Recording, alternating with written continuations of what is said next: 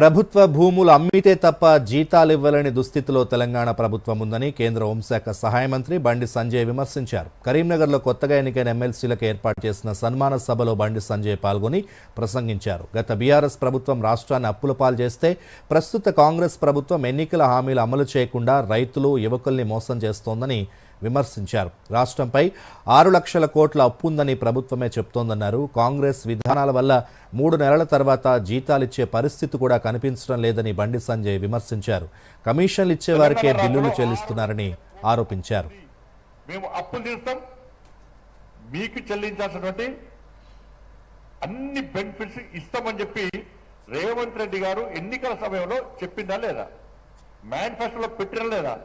అప్పులున్న విషయం చెప్పారు, అప్పుడు తీరుస్తామన్నారు, మీకు రావాల్సిన బెనిఫిట్ ఇస్తామన్నారు.